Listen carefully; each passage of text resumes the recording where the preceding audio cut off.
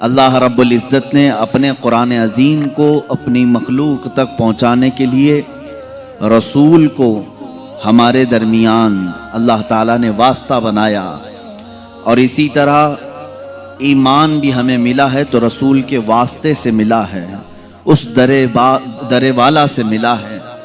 اب یہاں پر تقریباً میں آپ کو بتاؤں، علماء امت، اساتین امت، سلف صالحین سب کا اس بات پر اتفاق رہا ہے کہ رسول پاک صلی اللہ تعالیٰ علیہ وسلم مالک و مختار ہیں، لیکن اس زمانے میں بعض نقاد طبیعتوں کے لوگ انہوں نے رسول کریم صلی اللہ تعالیٰ علیہ وسلم کی ذات کو بھی موضوع سخن بنایا، تختہ مشق بنایا، اور پھر یہ کہنے لگے محمد صلی اللہ تعالیٰ علیہ وسلم کسی چیز کے مالک و مختار نہیں ہیں۔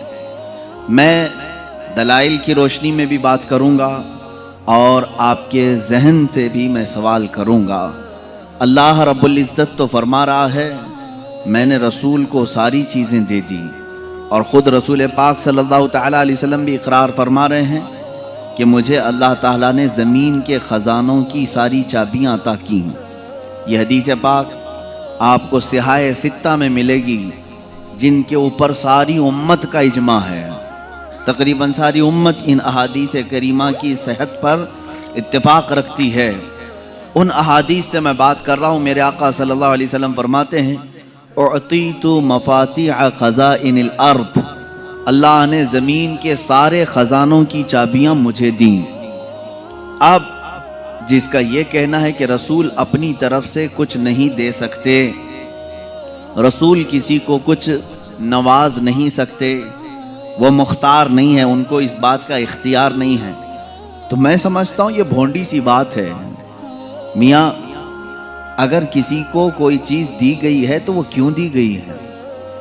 اللہ رب العزت نے سارے خزانے رسول کو دیے، اللہ نے بھی فرمایا اور رسول بھی کہہ رہے ہیں کہ مجھے سارے خزانوں کی چابیاں دی گئی۔ اب ان سے پوچھو کہ یہ دیا کس لیے ہے؟ اللہ نے ان کو کس لیے دیا ہے رسول کو یہ سارے خزانوں کی چابیاں؟ یہ صرف اور صرف سٹیٹس بنانے کے لیے؟ کیا ایک سٹینڈرڈ مینٹین کرنے کے لیے جیسے کچھ لوگ رکھتے ہیں؟ جب کسی کے پاس کوئی خزانہ آتا ہے، اب ہمیں رسول پاک کی زندگی پڑھنے کے بعد بھی یہ پتہ چل رہا ہے کہ حضور نے پوری 63 سالہ زندگی خزانوں کی چیزیں استعمال نہیں فرمائی، وہ تو نہایت سادی زندگی پر قناعت کرتے رہے۔ اب یہاں سے بات یہی نکلتی ہے اللہ نے اگر اپنے رسول کو سارے خزانوں کی چابیاں دی ہیں تو صرف رسول کو رکھنے کے لیے نہیں بلکہ بانٹنے کے لیے ہی دی ہیں، امت کے لیے دیا ہے۔ اب آپ یہ کہتے ہیں کہ رسول سے مانگنا نہیں چاہیے، تو خزانے ان کے پاس ہیں، نہ مانگے تو پھر کریں کیا؟ خود حضور فرما رہے ہیں میرے پاس سارے خزانوں کی چابیاں ہیں، جس کے پاس چابی ہے اس سے نہ پوچھے، اس سے پوچھنا جرم ہے۔ مثال کے طور پر مسجد کس کی ہے؟ اللہ کی ہے، اس میں کوئی شک ہے آپ کو؟ مسجد کس کی ہے؟ اللہ کی ہے، سارے لوگ جانتے ہیں اللہ کی ہے، یہ اللہ کا گھر ہے، لیکن چابی مؤذن صاحب کے پاس ہے۔ ہم نے مسجد کے انتظامیہ کو بھی دیکھا، صدر ہے، متولی ہے، کوئی بھی ہے، انہوں نے مسجد کی دیکھ بھال کے لیے کسی کو مقرر کیا، کبھی مؤذن صاحب کے پاس کبھی امام صاحب کے پاس مسجد کی چابی ہے۔ تو آپ سیدھے اللہ کے گھر میں آنے کے لیے کیوں نہیں کہتے دروازے پہ کھڑے ہو کر کہ اللہ دروازے کھول دے؟ آپ مؤذن صاحب سے کہتے ہیں چابی لائیے کھولیے، اور یہاں پر آپ کو کوئی شرک کا فتویٰ بھی نہیں دیتا۔ چابی ان کے پاس ہے، مؤذن صاحب کے پاس، تو اگر ہم نے سوال کیا آپ کے پاس دروازوں کی چابیاں ہیں، ذرا کھولے، میں اپنے رب سے ملاقات کروں، اپنے رب کی بارگاہ میں عبادت کروں، ظاہر سی بات ہے ان کے پاس چابی کی ذمہ داری ہے تو ان سے سوال کرنے میں کوئی حرج نہیں۔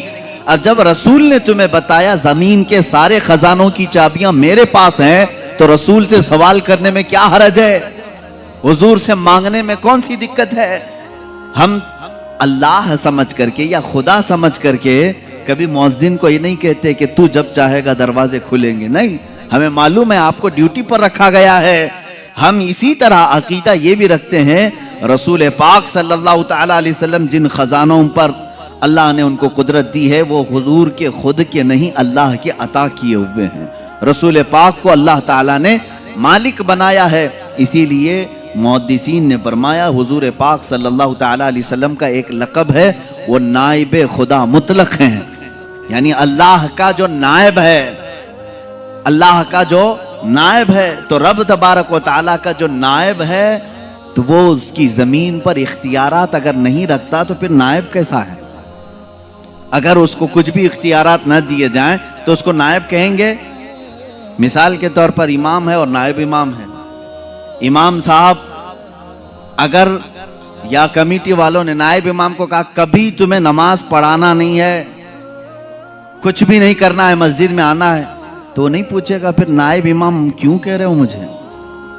نائب امام کیوں کہہ رہے ہو؟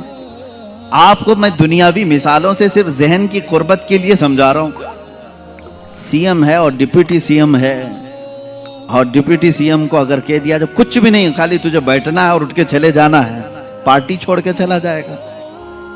کچھ بھی کرنا نہیں ہے، کوئی اختیار میرا نہیں ہے، تو ڈپٹی سی ایم بنائے کیوں ہے؟ یہ دنیاوی دستور ہے، جس کو عہدہ دیا جاتا ہے اسے اختیار بھی دیا جاتا ہے، جسے عہدہ دیا جاتا ہے اسے اختیار بھی دیا جاتا ہے۔ جب رب تبارک و تعالیٰ نے نبی کو سید الانبیاء کا عہدہ دیا تو اختیارات کتنے عطا فرمایا ہوگا؟ اختیارات کتنے دیے ہیں؟ عزیزان گرامی، ہم سنیوں کا عقیدہ یہی ہے جہاں بانی عطا کر دیں بھری جنت ہبا کر دیں۔ ہبا کا مطلب ہوتا ہے عطا کر دینا، اور یہ احادیث کی روشنی میں ثابت ہے۔ ایک صحابی حضرت ربیعہ رضی اللہ تعالیٰ عنہ حضور صلی اللہ تعالیٰ علیہ وسلم کی خدمت میں حاضر رہتے تھے۔ تہجد کے وقت میرے آقا صلی اللہ تعالیٰ علیہ وسلم کو وہ وضو کروا رہے تھے، پانی پیش کیا، اللہ کے نبی صلی اللہ تعالیٰ علیہ وسلم خوش ہو کر کے حضرت ربیعہ اسلمی سے کہتے ہیں کہ اے ربیعہ، کچھ تجھے مجھ سے مانگنا ہے تو مانگ لے، کچھ مجھ سے پوچھنا ہے تو پوچھ لے۔ اب رسول خود امت کو کہہ رہے ہیں مجھ سے مانگ لو، کیا رسول شرک کی تعلیم دے سکتے ہیں؟ حضرت ربیعہ رضی اللہ تعالیٰ حدیث کے الفاظ ہیں سل ما شئت یا ربیعہ، جو تو چاہے وہ پوچھ لے۔ حضور اکرم صلی اللہ تعالیٰ علیہ وسلم نے یہ قید بھی نہیں لگایا اتنی لمٹ کا سوال کرنا، اتنی لمٹ کا سوال کرنا، دنیا کا پوچھنا، آخرت کا مت پوچھنا، قبر کا مت پوچھنا، کچھ نہیں، سل ما شئت، جو تو چاہے وہ مجھ سے پوچھ لے۔ اب اس صحابی رسول نے بھی پوچھا کیا؟ کہتے ہیں مرافقتک فی الجنت یا رسول اللہ، اے اللہ کے نبی، جنت میں آپ کا پڑوسی بنا لیں، آپ کا ہمنشین مجھے بنا لیں۔ اب غیر ذالک، رسول پاک صلی اللہ علیہ وسلم پھر پوچھتے ہیں اس کے علاوہ اور کچھ چاہیے؟ اس کے علاوہ اور کچھ چاہیے؟ انہوں نے کہا مرافقتک فی الجنت یا رسول اللہ، اے اللہ کے رسول، جنت میں آپ کی رفاقت چاہیے، آپ کی ہمنشینی، آپ کا پڑوس بن جاؤں بس۔ اب غیر ذالک، حدیث میں پڑھ رہا ہوں، حضور پاک صلی اللہ علیہ وسلم نے پھر پوچھا اس کے علاوہ اور کچھ چاہیے؟ تیسری مرتبہ انہوں نے کہا مرافقتک فی الجنت یا رسول اللہ، اے اللہ کے رسول، جنت میں آپ کی ہمنشینی چاہیے۔ مانگ تجھ سے تجھی کو مانگ کر مانگ لی ساری کائنات، تجھ سے تجھی کو مانگ کر مانگ لی ساری کائنات۔ صحابی بھی وہ بہت دور تک کی سوچتے تھے، انہیں معلوم تھا وہاں کی اگر ہم نشینی مل گئی تو باقی سب ویسی خیرات میں ملے گی، باقی سب تو صدقے میں ملے گی۔ انہوں نے بالکل لاسٹ اینڈنگ والا سوال کیا ہے، یہ نہیں کہ حساب میرا قیامت میں ہلکا ہو جائے، میزان عمل میں کچھ آپ کی مدد مل جائے، حوض کوثر پہ یہ ہو جائے۔ انہوں نے لاسٹ اینڈنگ کا سوال کیا، اگر وہ ہم نشینی مل گئی تو یہ ساری منزلیں تو پاس ہو کے ہی ملے گی۔ اور یہاں پر اب جو بتانا ہے وہ یہ ہے، اللہ کے نبی صلی اللہ تعالیٰ علیہ وسلم اس صحابی سے بار بار یہ کہہ رہے ہیں اب غیر ذالک، اس کے علاوہ اور کچھ چاہیے؟ یہ کون کہتا ہے؟ یہ کون کہتا ہے پہلے ہی مانگی ہوئی چیز کو دے دیا ہو پھر یہ پوچھتا ہے کہ اس کے علاوہ اور کچھ چاہیے؟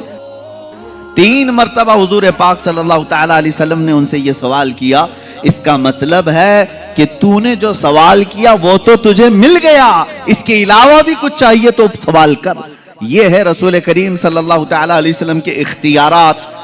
हुजूर अकरम सल्लल्लाहु ताला अलैहि वसल्लम के तसर्रुफात, जिसको आप यूं समझें कि उनकी ताकत और क़ुव्वत दुनियावी एतबार से, उखरवी एतबार से, शरई एतबार से, मैं सारी चीज़ों की तरफ आता हूँ।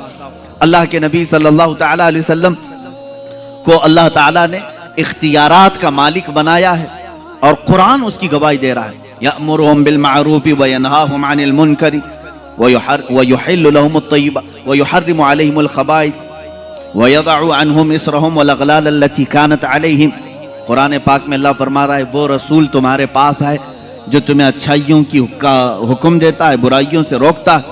अब जो दो लफ्ज़ आए हैं वो ये है, अल्लाह फरमाता है युहर्रिमु अलैहिमुल व युहिल्लु लहुमुत तय्यिबात, पाकीज़ा चीज़ों को तुम्हारे लिए वो हलाल बनाता है और नापाक चीज़ों को वो रसूल तुम्हारे लिए हराम कह देता है।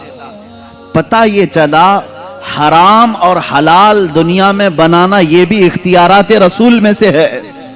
रसूल जिसे कहें हलाल वो हलाल है और रसूल जिसे कहें हराम वो हराम है। इससे बढ़कर क्या और इख्तियारात क्या चाहिए।